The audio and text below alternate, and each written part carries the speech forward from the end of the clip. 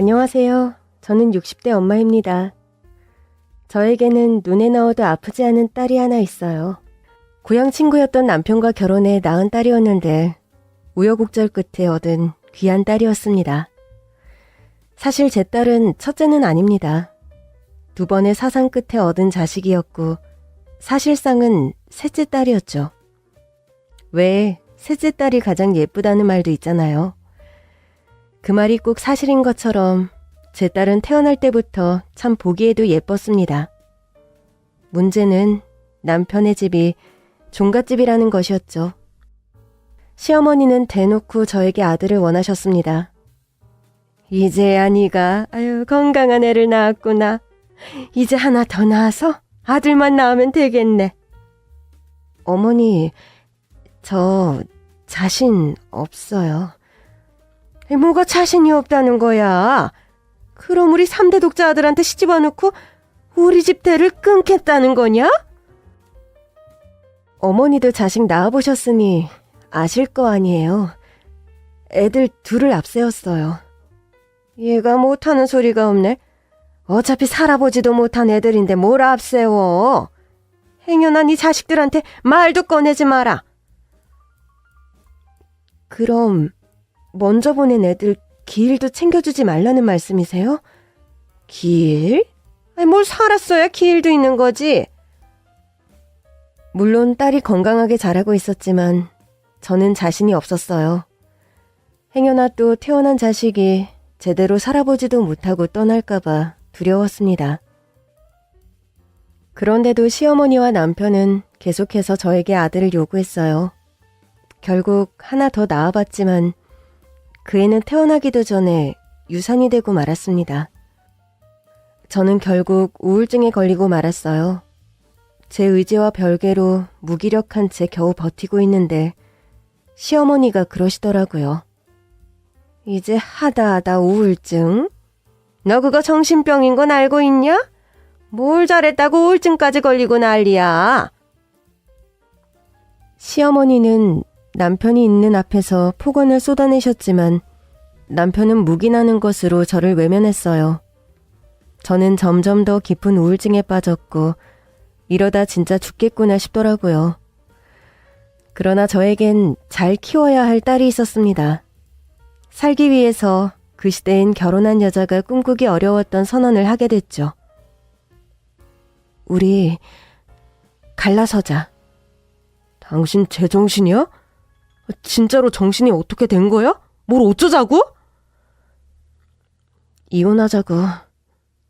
당신이랑 당신 집이 원하는 아들, 나는 못 낳을 거야.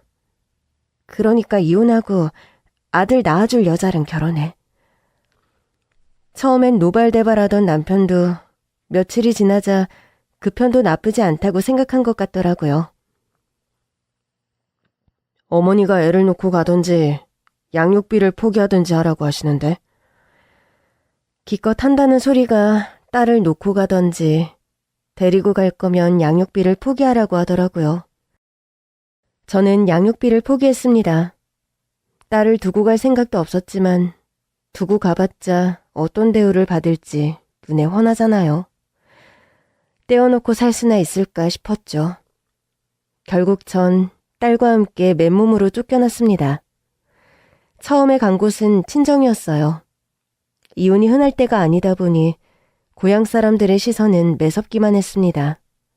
부모 망신을 시키려고 돌아온 거냐, 아들 못 낳아서 쫓겨났으면 혀라도 꽉 깨물고 갔어야지. 무슨 낯짝으로 사느냐.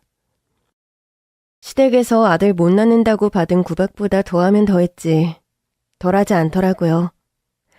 그래도 내가 나고 자란 고향 사람들이 더 야박하다는 사실에 상처를 많이 받았습니다.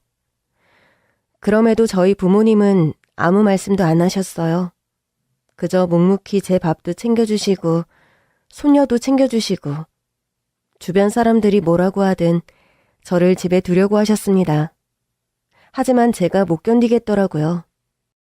엄마, 나 딸이랑 서울 가서 살게. 여기 사람들 때문에 그래? 신경 쓸 거 없어. 몇 년 지나면 또 잠잠해져. 이제 곧 우리 애도 학교 보내야 하고 이왕이면 서울에서 교육하고 싶어. 친정 부모님은 저와 딸이 집을 얻을 수 있게 돈도 보태주셨고 언제든 힘들면 돌아오라고 여러 차례 당부하셨어요. 그러나 전 돌아오기 위해 떠나는 게 아니었습니다. 죽이 되든 밥이 되든 내 한 몸으로 내 딸을 잘 키우리라 다짐했어요. 처음엔 식당에서 일했는데 어느 날 고향 선배 언니에게 연락이 왔어요. 너 이혼하고 친정 왔다가 쫓겨나듯 돌아갔다며? 저와 같은 중고등학교를 나온 언니였는데 그렇게 친한 사이는 아니었습니다. 그 언니 성격이 워낙 직선적이었는데 저랑은 잘 안 맞는다고 생각했거든요.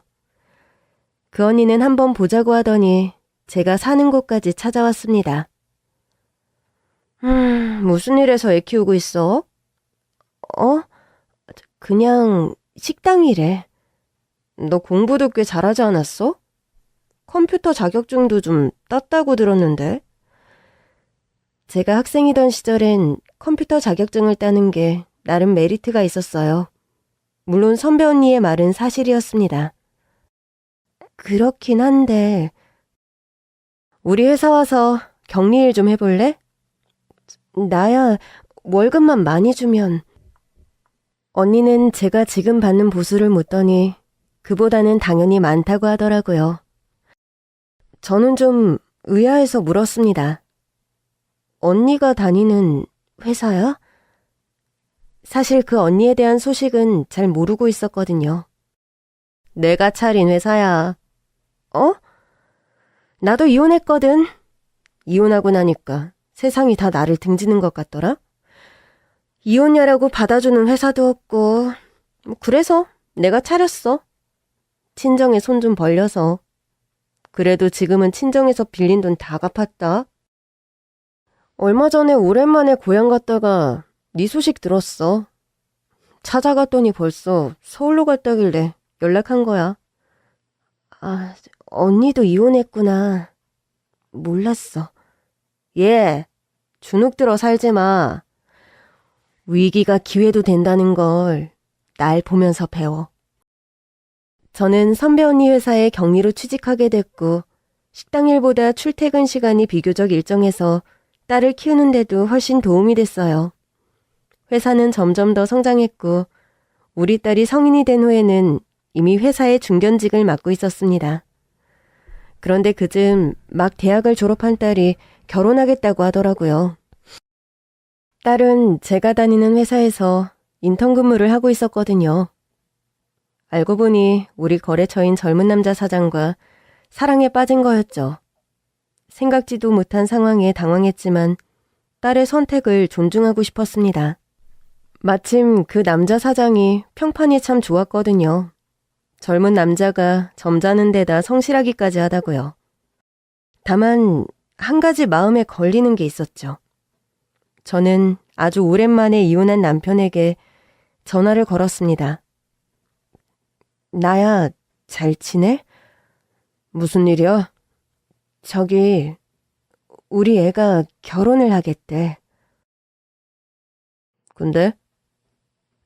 애 입장할 때도 그렇고 혼주석에 나 혼자 앉기도 좀 그래서 애가 기죽을까봐. 그래서 나더러 혼주석에 같이 앉자고? 당신 미쳤어? 나 와이프도 있고 아들도 셋이나 있는 거 알잖아. 물론 알고 있었습니다. 소식을 모르고 싶어도 모를 수가 없더라고요. 전 남편과 저를 동시에 아는 사람들이 종종 있었거든요. 소원대로 아들을 셋이나 낳았다는데 솔직히 말하면 하나같이 변변치 않다고 하더라고요. 시댁에서 워낙 오냐오냐 감싸서 키워서인지 자립심도 없고 공부도 못한 데다 병약하기까지 하다고 하더라고요. 처음엔 새로 들인 부인에게서 아들을 셋이나 봤다기에 괜히 민망하고 속이 쓰렸는데 내 딸 하나가 그 새 아들 안 부럽겠다 싶었죠. 제 딸은 명문대를 졸업한 수재였거든요. 결국 혼주석엔 저 혼자 앉았습니다. 함께 입장할 아빠가 없어서 신랑이랑 둘이 입장을 했는데 그것도 좋더라고요. 이혼 후 얼굴 한 번 안 보여준 아빠여서인지 딸은 전혀 생각도 안 하고 있었다고 하더라고요. 딸까지 결혼을 시키고 나자 제 삶에는 여유가 좀 더 생겼습니다. 대표님인 고향 언니를 따라서 골프도 배우기 시작했고 이사까지 되어 더 바쁜 나날을 보내고 있었죠. 그런데 어느 밤 자고 있는데 딸이 울면서 전화를 해온 겁니다. 엄마, 나 어떡해?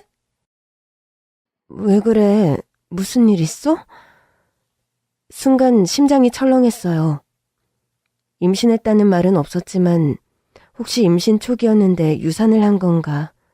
설마 날 닮아서 우리 딸도 자식 보기 힘든 건 아닌가 하고요. 그러나 딸의 입에서 나온 말은 상상도 못한 얘기였죠. 황급히 옷을 갈아입은 뒤 딸이 알려준 병원으로 갔습니다. 도착해서 전화했더니 수술실 앞이라고 하더라고요. 딸은 얼마나 운 건지 눈이 퉁퉁 부어 있었고 사부인도 눈물을 훔치고 있었습니다. 사부인, 이게 다 무슨 일이래요? 수술실에 들어가 있는 건 다름 아닌 제 사위였습니다. 거래처가 지방이어서 출장에서 오는 길이었는데 글쎄, 졸음운전하던 반대편 트럭이 그만. 다 내 잘못이야. 내가 보고 싶다고 하는 그이가 남편이 서둘러 오느라. 그런 소리 마라. 네가 뭘 잘못했다고 이래. 부부 사이에 보고 싶단 말 하는 게 잘못도 아니고 엄연히 상대방이 100% 잘못한 건데. 딸이 사위의 사고를 자기 책임으로 돌리는 게 속이 상해한 말이었어요. 그런데 사부인이 발끈하시더라고요. 아니, 사부인, 맞는 말씀인 건 알겠는데 이 상황에서 딸을 두둔하시는 게 말이 돼요? 네? 제가 무슨 두둔을. 저는 그냥 얘가 자기 탓을 하니까. 남편이 저렇게 됐는데 자기 탓도 좀 할 수 있죠. 사부인, 저도 마음 아파요. 하지만 우리 애가 뭘 잘못한 건 아니잖아요. 며느리도 자식인데 그렇게 애달파하고 있으면 그런 게 아니라고 말해주는 게 부모죠. 제가 지금 남의 자식 신경 쓰게 생겼어요? 내 자식이 황천길 가게 생겼는데. 물론 저도 상심한 사부인의 마음을 살뜰히 챙기지 못한 건 사실이에요. 하지만 그 순간엔 딸에게서 제 모습이 보이더라고요.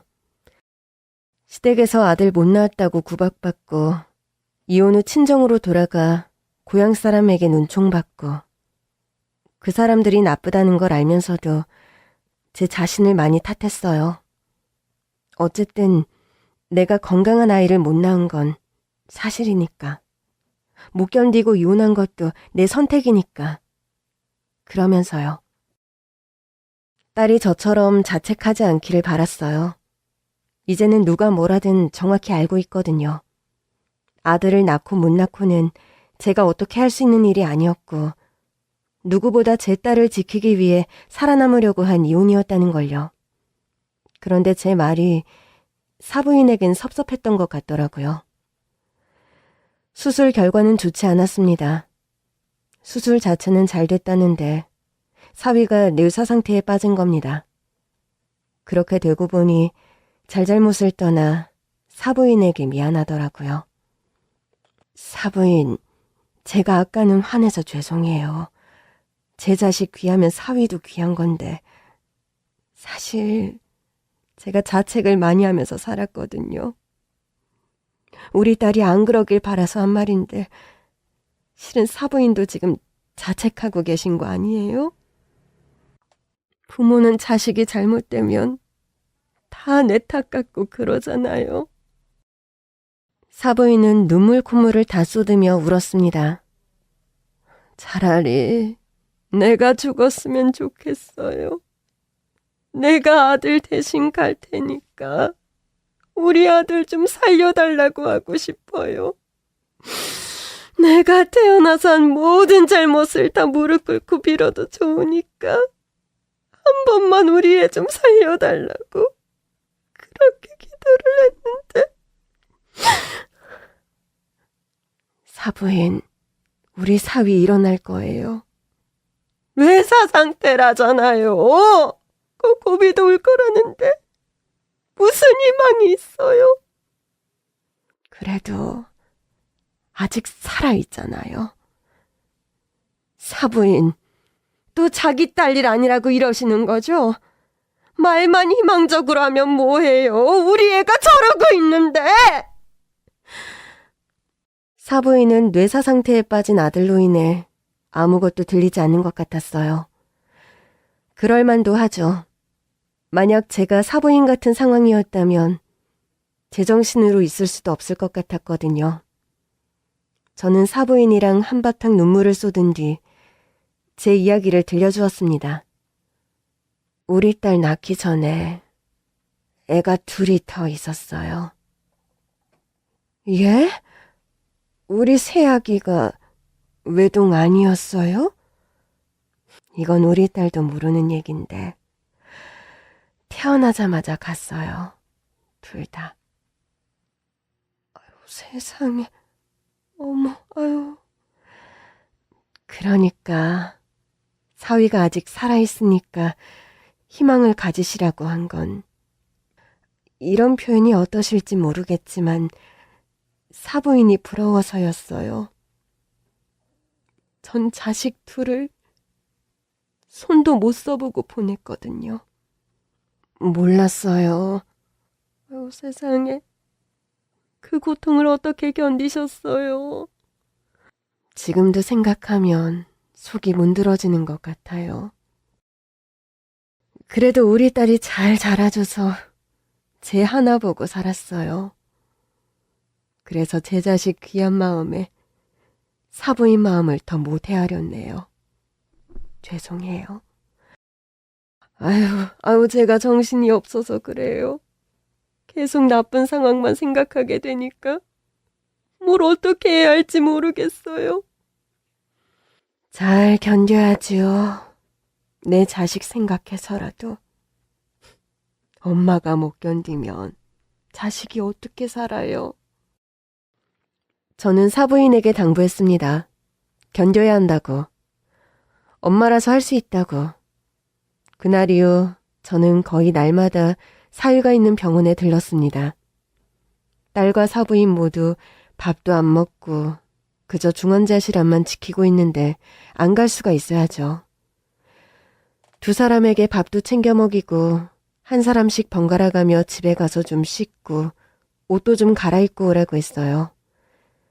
겨우 등 떠밀어야 갈까 말까 하더라고요.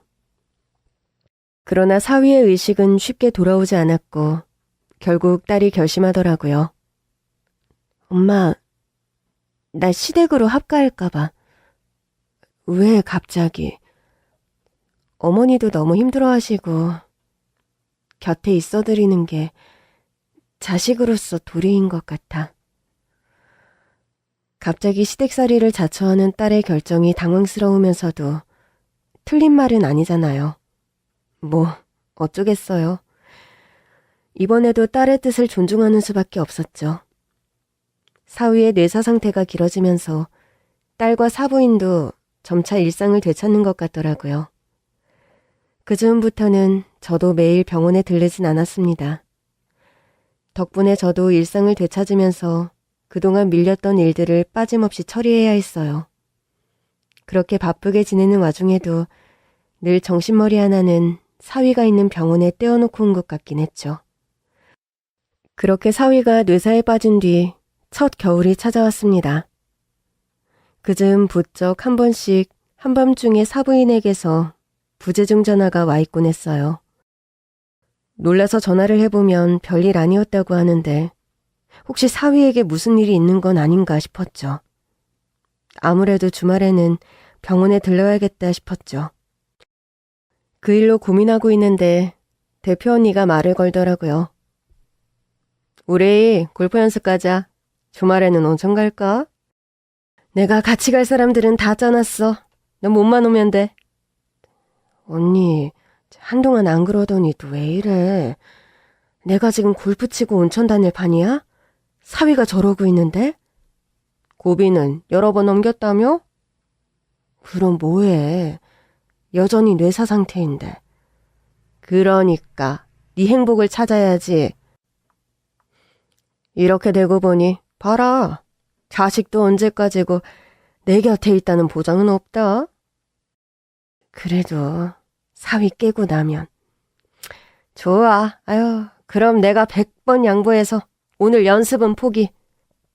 대신 주말에 온천은 가자. 오랜만에 기분 전환도 좀 할 겸. 응? 가만히 듣고 있자니 낌새가 이상하더라고요.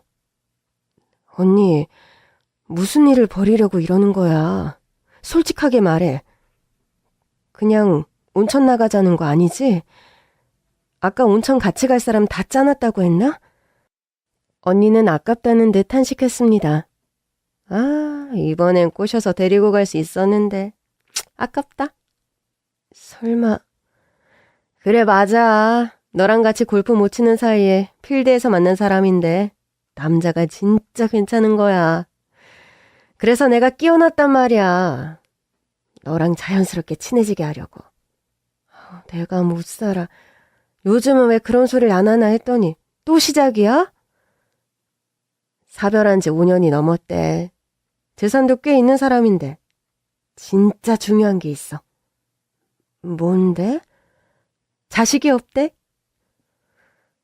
저는 그게 뭐가 좋은 건가 싶었어요. 가뜩이나 내 자식이기도 한 사위가 생사가 왔다 갔다 하는 마당에 이 언니는 나이를 먹어도 철이 없구나 싶었죠. 물론 대표로선 배울 점이 많은 사람이었어요. 그래서 같이 일하면서 전과 다르게 꽤 친해졌고요. 언니가 하고 싶은 말이 뭐야? 자식이 없으니까 그 재산이 다 누구한테 가겠어? 하여튼 대표 언니는 심각한 상황에서도 어이없는 웃음을 짓게 하는 사람이었습니다. 제가 늘 걱정만 가득하고 사니까 어떻게 해서든 웃겨볼 심산이라는 걸 잘 알고 있었습니다. 요즘에는 자연스럽게 만나는 걸 뭐라고 하더라? 자만추? 그래, 자연스러운 만남 추구. 아유, 그건 취소하시고요. 주말에 사위 병원 가봐야 해. 그날 밤 눈이 펑펑 쏟아지더라고요. 딸이 뭘 하고 있으려나 또 남편 걱정만 하고 있을까 싶어서 전화를 걸려던 참이었습니다. 누군가 우리 집 현관문을 마구 두드리더라고요. 누구세요? 문을 열어보니 딸이더라고요. 딸은 황급히 집 안으로 들어오며 말했습니다. 엄마, 나 찾으면 없다고 해. 그러더니 제 방으로 들어가 문까지 걸어 잠그는 겁니다. 들어가는 뒷모습을 보는데 급히 점퍼 하나 걸친 채 맨발로 달려온 것 같더라고요. 신발장을 보는데 딸이 신고 온 신발은 슬리퍼였습니다. 제 시어머니와 합가해서 살던 딸인데 어째서 이 시간에 저런 몰골로 온 건가 싶었죠. 잠시 후 사부인까지 도착하면서 상황은 점입가경에 이르렀습니다. 사부인도 급히 온 건지 숨을 몰아쉬고 있었습니다. 사부인, 도대체 이게 무슨 일이에요? 우리 애가 왜 이 시간에... 사부인, 듣고 놀라지 마세요. 그러면서 사부인이 제 귓가에 대고 속삭이는데 역대급 반전 상황이 펼쳐졌습니다. 저는 일단 사부인의 소파에 앉혔어요. 그게 진짜예요? 행여나 딸이 들을까 목소리를 낮췄죠. 안 믿기실 거 알아요. 그런데 진짜예요. 제가 한밤중이면 발작하는 채를 붙잡느라 벌써 살이 5kg이 빠졌어요. 안 그래도 사위일 이후 수척해진 사람이 왜소해지기까지 했더라고요. 사부인, 구체적으로 좀 말씀해 주세요. 제가 보기엔 정신병 같아요. 저는 깜짝 놀라고 말았습니다. 제 딸이 정신병이라고요? 그 순간 오래전에 시댁에서 들었던 시어머니의 타박이 생각나더라고요. 우울증에 걸려있던 저에게 정신병이라고 하던 그 말이요. 사부인, 그래도 그렇지. 제 딸이 사부인을 힘들게 했다면 제가 사과할게요. 여기 두고 가세요. 제가 일단 돌보다가 설득해서. 사부인, 그렇게 해결될 일이 아니라니까요. 저도 오죽하면 여러 번 망설이다가 이렇게 말씀을 드리겠어요. 애가 발작하고 정신을 놓으면 힘이 장사예요. 우리 둘이 붙잡아도 안 될걸요? 조금 전 우리 집에 도착한 사부인에게 들은 말은 도저히 믿을 수 있는 게 아니었습니다. 사부인은 딸이 들을까봐 제 귀에 대고 속삭였어요. 애가 남편이 저렇게 되고 나서 많이 들었나 봐요. 아무래도 정신병 같은데 이제는 도저히 혼자서는 감당이 안 돼요. 그럼 설마 한밤중에 전화하고 그러셨던 게... 맞아요. 도저히 감당이 안 돼서 연락을 드렸는데 또 다음 날 되면 차마 입이 안 떨어지더라고요. 그래서 어떻게든 저 혼자서 온몸으로 막아보려고 했는데 이대로 두면 새아가한테 위험할 것 같아요. 저렇게 막 뛰어나가다가 사고라도 나면 어떡해요. 아들도 저러고 있는데 며느리까지 잘못되면 저 못 살아요. 저는 사부인이 한 말을 곰곰이 정리해 보았습니다. 그러니까 우리 딸이 치료가 필요하다는 거죠? 제가 뭐 의사도 아니고 일단 병원에는 데려가 보자는 거죠. 아프면 치료를 받아야죠. 새아기도 얼마나 힘들겠어요. 순간 어지러워서 눈이 핑 돌더라고요. 사부인 괜찮으세요? 제가 이럴까봐 혼자 감당하려고 했던 건데 새아기가 집을 뛰쳐나가는 바람에. 죄송해요. 가뜩이나 사위 때문에 정신도 없으실 텐데. 제가 죄송하죠. 우리 아들 때문에 저렇게 된 거예요.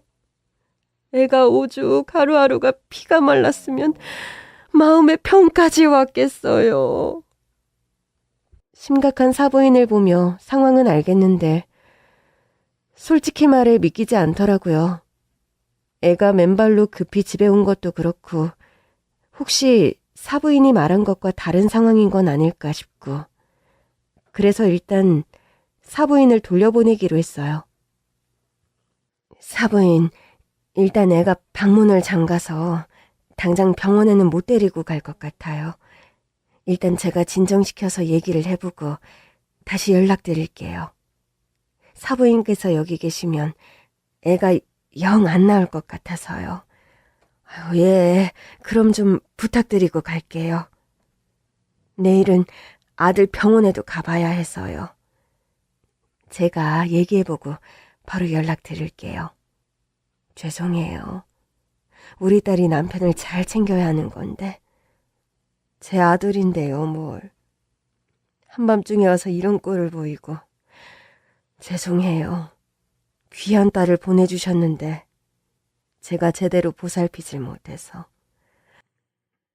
사부인이 돌아간 뒤 저는 조심스럽게 딸의 방문을 두드렸습니다. 딸, 사부인 갔어. 엄마랑 잠깐 얘기 좀 할까? 진짜 갔어? 엄마가 보냈어.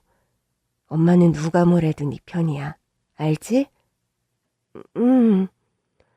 딸은 방문 틈으로 밖을 확인한 뒤에야 거실로 나왔습니다. 얘기를 하려고 보니 배에서 꼬르륵 소리가 나더라고요. 일단 밥부터 먹였어요. 도대체 왜 밥은 안 먹고 있었던 거야? 어머니가 자꾸 병원 데리고 가려고 해서 숨어 있었어. 어디에? 농장에. 뭐? 농장에? 밥을 먹이며 슬슬 떠보는데 내용이 영 이상한 겁니다. 딸의 눈빛도 이상했어요. 평소와 다르게 제 눈을 잘 못 보더라고요. 혹시 네 시어머니가 너 괴롭히니? 그 순간 딸이 눈물이 그렁그렁해서는 맞다고 하는 겁니다. 맨날 나 몸으로 밀고 팔목 끄려고 하고. 그러면서 딸이 소매를 걷어서 팔목을 보여주는데 정말 결박됐던 흔적이 있더라고요. 아니지, 이게 대체 무슨 일이야? 그래놓고 나한테 와서 네가 이상하다고 한 거야? 시어머니 너무 이상해. 너무 무서워. 저는 딸을 설득했어요. 일단 집에 돌아가서 엄마가 시키는 대로 하고 있어. 싫어. 그 아줌마네 집에 안 갈 거야. 그 아줌마? 네 시어머니? 응. 딸은 잔뜩 겁에 질려 있었어요. 저는 딸에게 약속했습니다. 엄마가 하라는 대로 하고 있으면 엄마가 계속 지켜보고 있다가 널 구해줄 거야. 다음날 사부인이 없는 시댁에 딸을 데려다주고 나오는데 마음이 심란하더라고요. 저는 차에 타자마자 CCTV 앱을 켰습니다. 딸은 제가 준 카메라를 잘 켜둔 것 같더라고요. 저는 실시간 녹화를 설정한 뒤 다시 차를 타고 사위가 있는 병원으로 향했습니다. 도착해보니 사부인이 사위의 침대맡에 머리를 기댄 채 잠들어 있더라고요. 저는 어깨에 두르고 있던 쇼를 사부인의 어깨에 걸쳐주었습니다. 그러자 사부인이 놀라서 일어나더라고요. 어머, 사부인 오셨어요? 어떻게 됐어요? 그래도 엄마 말은 듣던가요? 제 딸이 그러는데 사부인이 자기를 괴롭힌대요.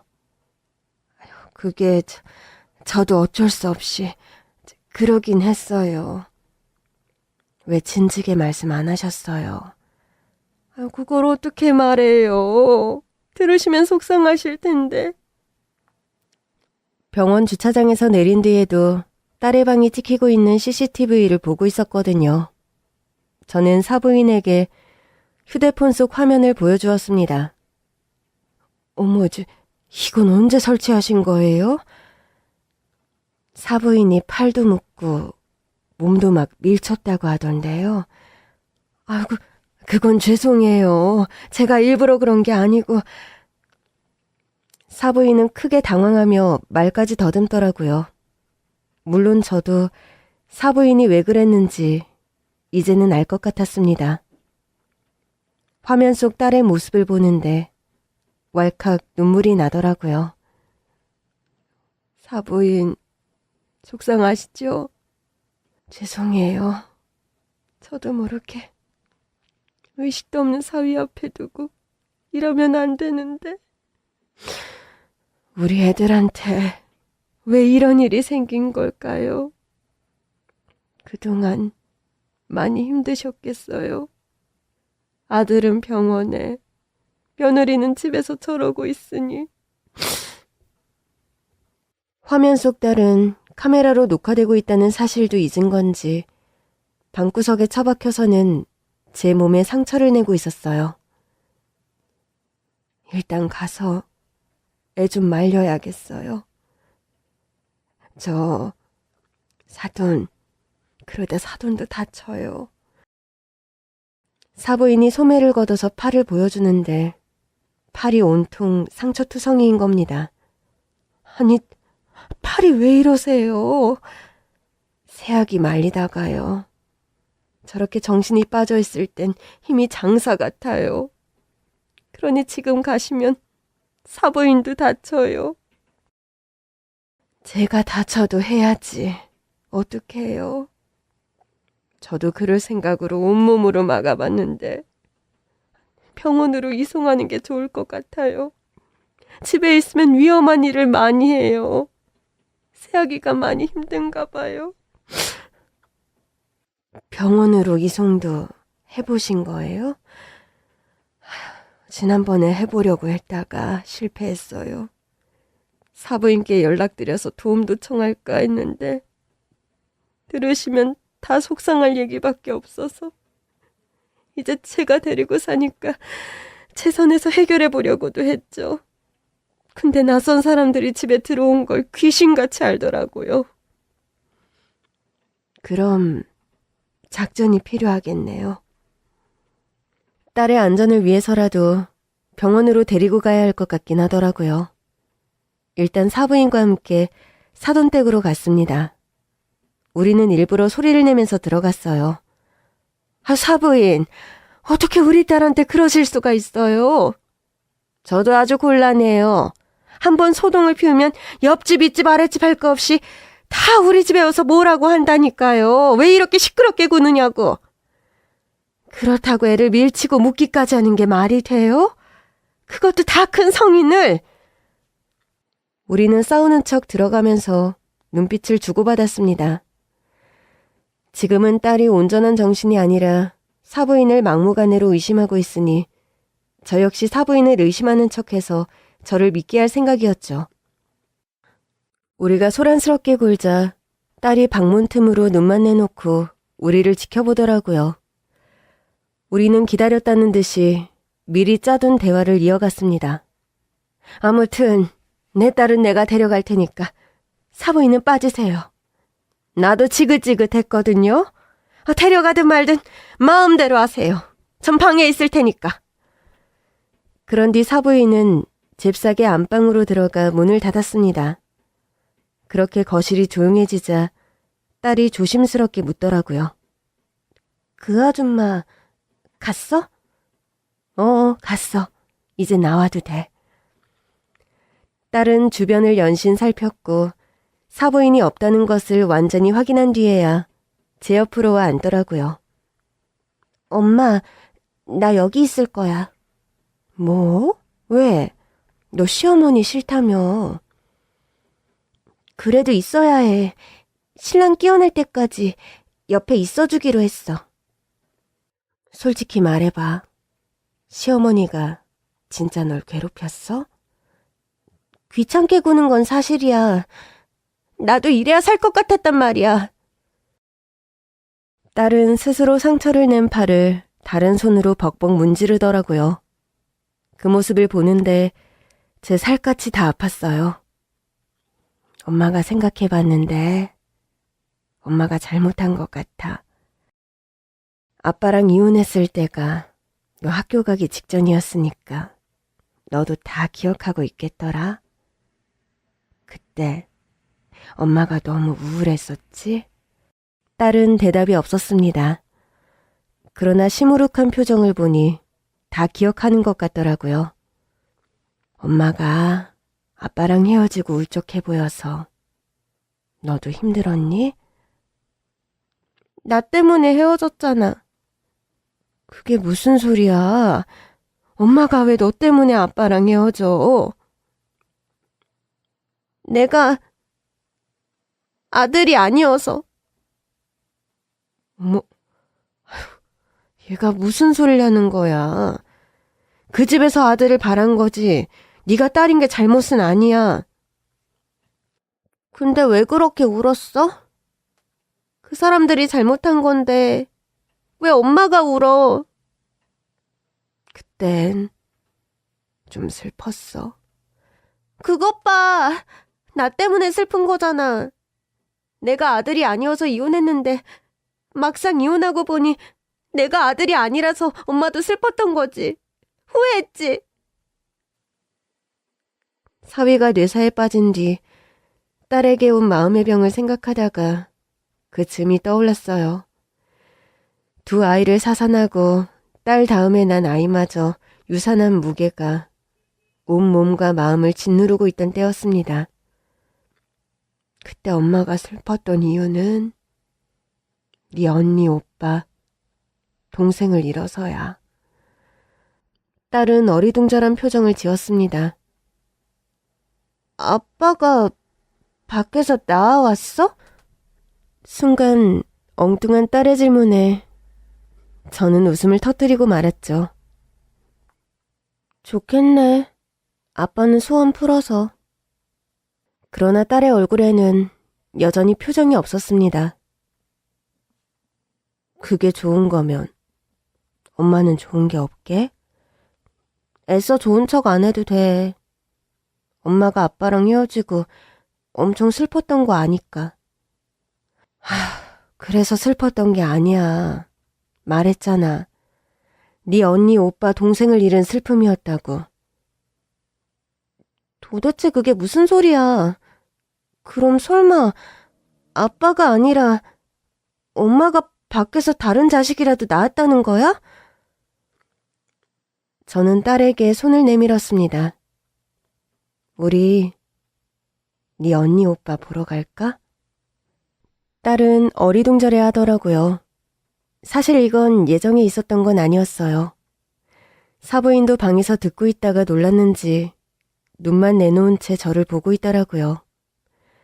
저는 안심하라는 듯 사부인에게 고개를 끄덕인 뒤 딸의 손을 잡고 사돈댁에서 나왔습니다. 제가 딸을 데리고 간 곳은 납골 땅이었어요. 그곳에 사산한 두 아이의 유골함이 있었거든요. 그 쟤마저도 어찌나 조금이던지. 그날을 생생하게 기억하고 있었습니다.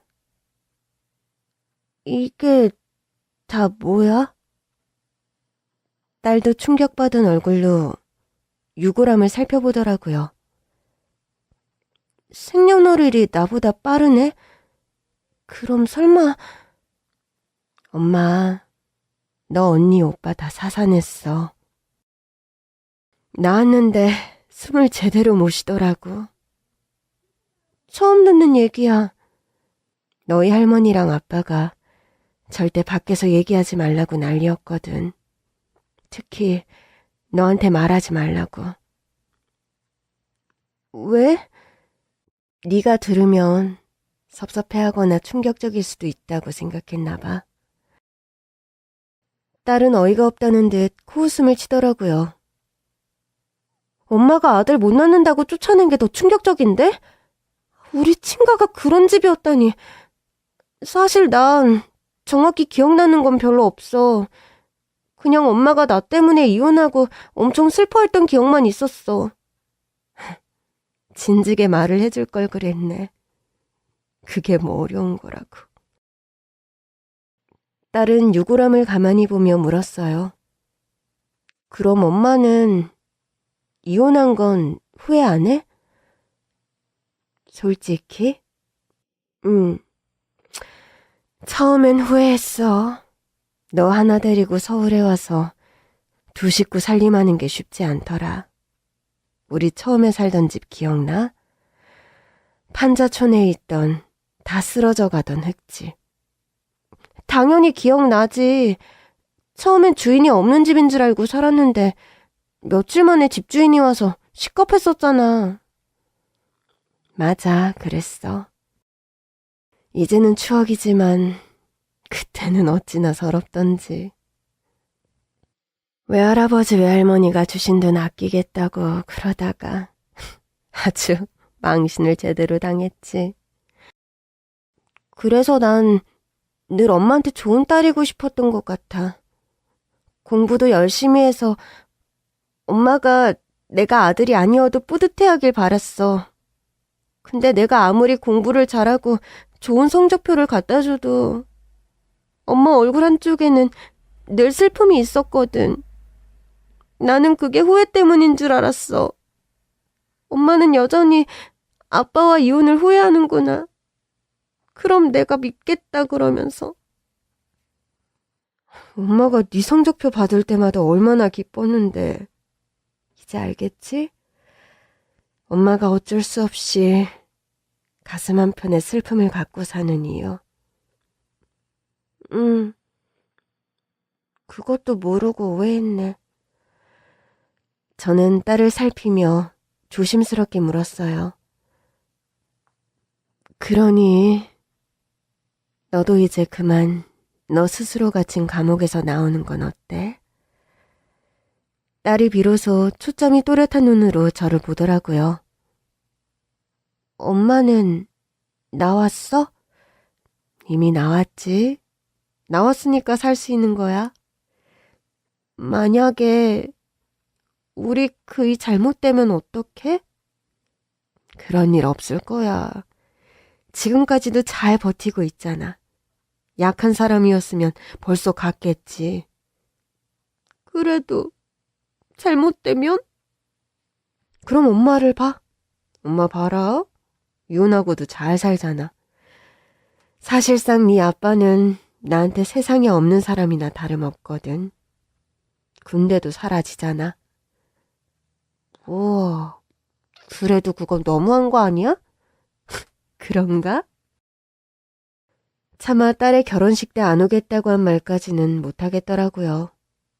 실은 그래서 남아있던 미운정마저 똑 떨어진 거지만 딸에겐 조금이나마 애틋한 아빠로 남아있었으면 싶었어요.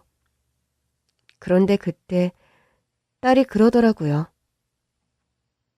사실 아빠 부인이 찾아왔었어. 저는 제 귀를 의심했습니다. 누구? 아빠 새 와이프. 아들 셋 낳고 잘 사는 것도 알고 있었어. 실은 나 학교 다닐 때 할머니가 찾아왔었거든. 어디로? 학교 앞으로. 와서는 데리고 가서 밥도 사주고 용돈도 주고 갔어. 그러면서 엄마한테는 말하지 말고 자기 집으로 오라고 하더라. 오면 맛있는 것도 많이 먹을 수 있고 너랑 엄마 사는 것보다 훨씬 풍족하게 살 거라고. 이게 다 무슨 소리야. 근데 왜 이제야 말해? 네 아빠랑 재혼한 여자는 왜 찾아온 건데? 나한테 묻더라고. 혹시 몸이 건강하냐고. 그게 무슨 소리야? 나한테 자기 아들 간 좀 떼어달라던데? 뭐? 그 여자가 네 번호를 어떻게 알고? 나 고등학교 때부터 전화번호가 똑같잖아. 예전에 할머니가 와서 간식 사주고 용돈 주면서 내 번호 알아갔었거든. 그러니까 네 할머니까지 한통속이었다 이거지? 할머니도 아는지는 모르겠지만 적어도 나보단 자기 손자들이 소중하지 않겠어? 그 여자 어디서 만났어? 남편 병원에서. 내가 병원에 있다고 하니까 오겠다고 하더라고. 네가 남편 병간호하는 걸 알면서도 그런 소리를 했단 말이야? 그 여자는 오히려 내 상황을 이용하던데? 남편이 저러고 있으니 간절한 마음을 더 잘 알지 않냐면서. 설마 떼주려고 한 건 아니지? 그건 아닌데 그 사람을 만난 다음부터 갑자기 머리가 어지럽고 숨쉬기도 불편한 증상이 생겼어. 처음엔 잠깐 지나가나 보다 했는데 집에 가는 엘리베이터를 못 타겠더라고. 그 순간 눈 오던 밤 슬리퍼를 신은 채 우리 집에 도착했던 딸이 떠올랐습니다. 급하게 온 건지 숨을 헐떡이고 있었는데 생각해보니 우리 집도 아파트라 엘리베이터를 탔다면 숨을 헐떡일 이유가 없더라고요. 너 설마 엘리베이터도 못 타? 응. 아니, 너희 시댁도 아파트 고층에 우리 집도 그렇고 여기 병원도 계단으로만 다니기엔 너무 힘들지 않아? 그럼 어떡해. 숨이 안 쉬어지는데. 너무 속이 상해서 한숨이 다 나더라고요. 그럼 진즉에 치료를 받았어야지. 남편 깨어나고 나면 받으려고 했어. 저는 딸의 앞에 무릎을 꿇었습니다. 엄마, 왜 이래? 엄마가 미안해. 내가 널 더 챙겼어야 했어. 네 마음도 모르고 엄마를 오해한 줄도 모르고 난 널 건강하게 키운 줄만 알았어. 근데 엄마가 우울해서 너도 우울증이 있었나 보다. 그게 네 남편 일로 악화된 것 같아. 그러니 치료받자. 엄마가 옆에서 물심양면으로 도울게. 치료로 될까? 당연하지. 그러니까 엄마 믿고 저 차에 타면 어떨까? 저는 납골당 밖에 서 있는 병원차를 가리켰습니다. 딸이 놀라서 절 보더라고요. 나 가둬두려고? 아니, 입원시키려고. 저기 가두는 거지. 직원들도 와 있구만. 그래서 너 혼자 해결할 수 있어? 엄마가 도와준다며. 도울 거야. 근데 넌 지금 전문가의 도움도 필요해. 단순히 우울증의 공황장애만 있는 게 아니라. 저는 딸의 소매를 걷었죠. 이렇게 네 자신을 아프게 하고 있잖아. 다 네 잘못이라고 생각하면서. 딸은 한참이나 고민하더니 결국 병원 이송 차량에 올랐어요. 저도 옆에 같이 탔죠. 가는 길에 딸의 손을 꼭 잡고 있었습니다. 애가 자꾸 덜덜 떨더라고요. 입원 절차를 밟고 집중치료에 들어가기로 했죠. 딸이 병원에서 쉬는 사이 저는 잠시 외출을 좀 하기로 했어요. 제 차를 가지고 오랜만에 시댁 앞에 도착했습니다. 대문 안을 보니 전 남편이 보이더라고요. 저는 그를 보며 소리쳤죠. 너 나와. 저를 본 전 남편은 귀신이라도 본 듯 기함을 하더라고요. 당신이 왜 여기 미쳤어? 우리 마누라 보면 어쩌려고? 당신도 알고 있었지. 당신 마누라가 우리 딸한테 간 떼달라고 한 거. 전 남편의 얼굴엔 당황한 기색이 역력했고 그는 처음엔 아니라고 부인하다가 결국 실토하더라고요. 걔 남편도 지금 뇌사 상태라며 돈도 많이 들어갈 테니까 용돈도 줄 겸 그런 거야. 그래? 당신은 나랑 다른 나라에 사나 봐. 난 용돈은 그냥 거저주는 게 용돈인 줄 알았지. 장기 떼어달라면서 주는 돈은 용돈이 아니라 부상금 아니야? 그래서 여기까지 왔다고? 그럼 알겠네. 우리 집도 지금 쑥대밭이야. 막내 아들이 어릴 때부터 몸이 약하더니 결국 간이식까지 받아야 하는 상황이라고. 그렇게 긴급한 상황이라기엔 대문 안으로 본 전 남편은 너무 편안해 보였어요. 슬렁슬렁 돌아다니면서 밭에 물을 주고 있었거든요. 그래서 우리 딸한테 이식검사 좀 받아봐달라고 했다고? 그러면 어떡해? 이제라도 먹여주고 키워준 덕 좀 보려고 했어. 그게 그렇게 잘못이냐? 설마 우리 딸 앞에서도 그렇게 말했어? 그럼 못할 말은 아니잖아. 막말로 학교 들어가기 전까지 우리 집에서 먹이고 입혀서 키웠잖아. 그렇게 당당하면 아주 나한테 와서 말하지 그랬니? 전 남편은 그제야 당황한 듯 입을 다물더라고요.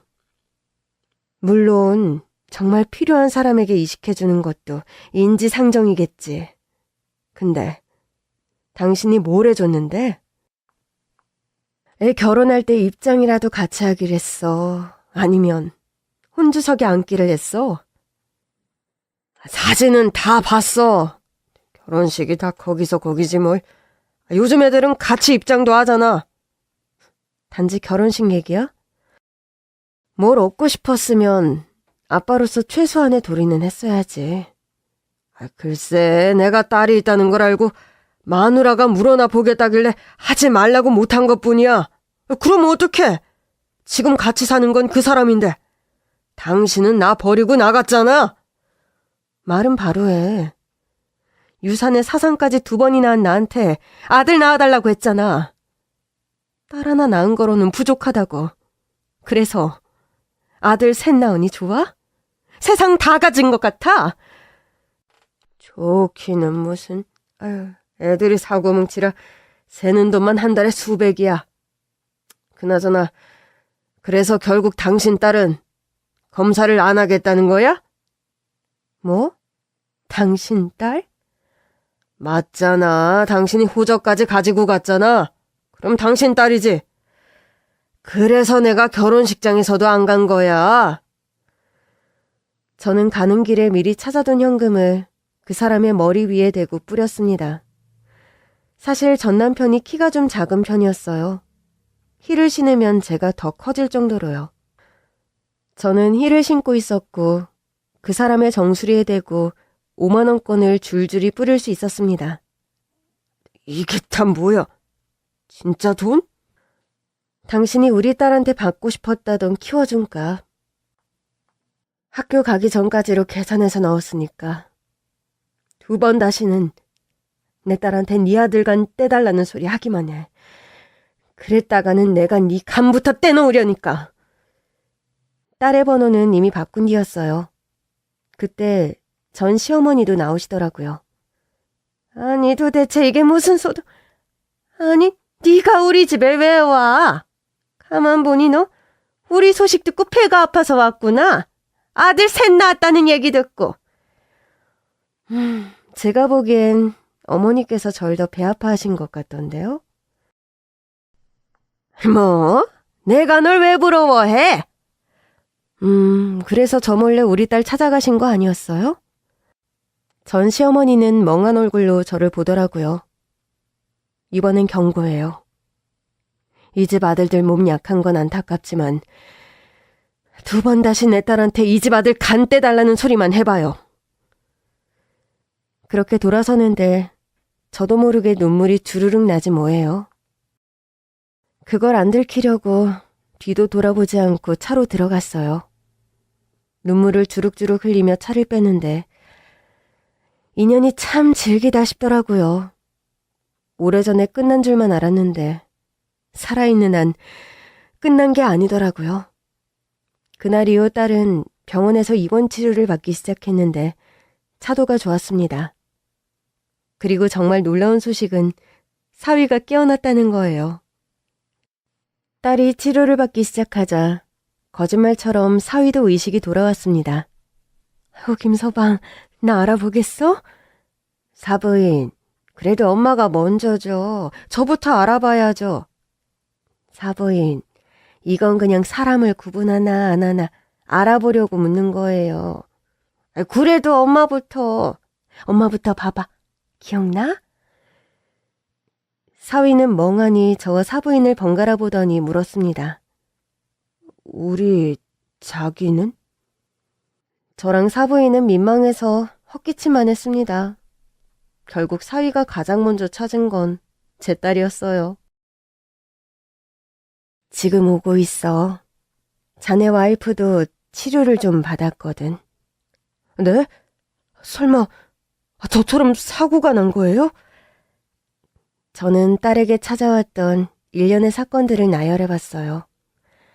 어릴 때 슬픈 제 모습에 우울감을 느꼈던 딸, 아무리 열심히 공부해도 슬퍼 보이는 엄마를 위로하지 못해 슬펐던 딸, 그런 엄마에게서 벗어나 비로소 제 가정을 꾸렸으나 뇌사 상태에 빠진 남편, 그리고 안부도 모르고 살았던 친아빠 가족의 불쾌한 제안. 저는 한숨을 내쉬었습니다. 일종의 사고 같은 거지. 그때 병실 문이 열렸어요. 딸은 입원 전과는 몰라보게 달라져 있었습니다.